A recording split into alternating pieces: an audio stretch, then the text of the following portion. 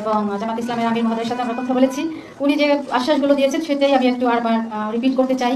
যেটা উনি জাতির উদ্দেশ্যে বলেছেন সেটা হলো, যদি মহান সৃষ্টিকর্তা ওনাদেরকে এই দেশ পরিচালনা করার সুযোগ দেন, তাহলে এই বাংলাদেশের শারিয়া ল অর্থাৎ শারিয়া আইন উনি বাস্তবায়ন করবেন না, কোরআন বাদ দিয়ে যদি কেউ হেদায়েত পাওয়ার জন্য দুনিয়ার কোন জায়গায় যায়, আল্লাহ নিজে দায়িত্ব নিয়ে তারে আরো খারাপ বানিয়ে দেয়।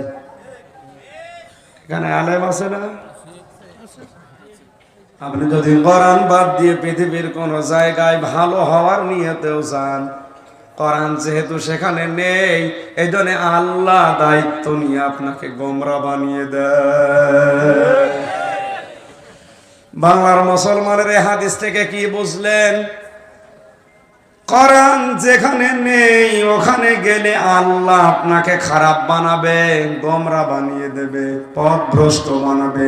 বিশ্বাস করেন? কতটুকু? 100 ভাগ কতটুকু? আরো জোরে, আরো জোরে, আরো জোরে বলেন। সবাই বলেছে? তাহলে আজকের এই ময়দানে কোরআন আমি মাথায় নিয়ে বলছি, যেখানে কোরআন নেই ওখানে আমরা যাব না।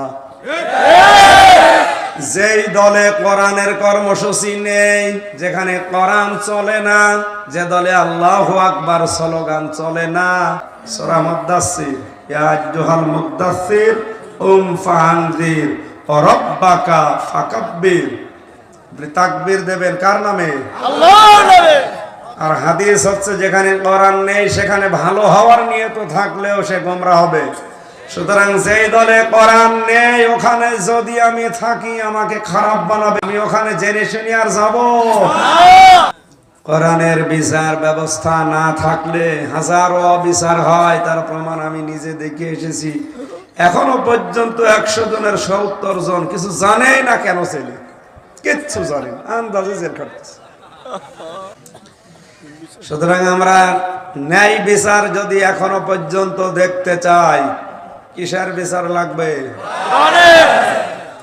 50 বছর বহু মানুষের তৈরি করা আইন কানুন দিয়ে বিচার দেখেছি, এইটার বিচার ব্যবস্থা দেখতে বাকি আছে। বলেন বলেন, এটার বিচার দেখতে আমাদের এখন বাকি আছে। এটা যদি দেখতে পারতাম জীবন শান্ত হয়ে যেত।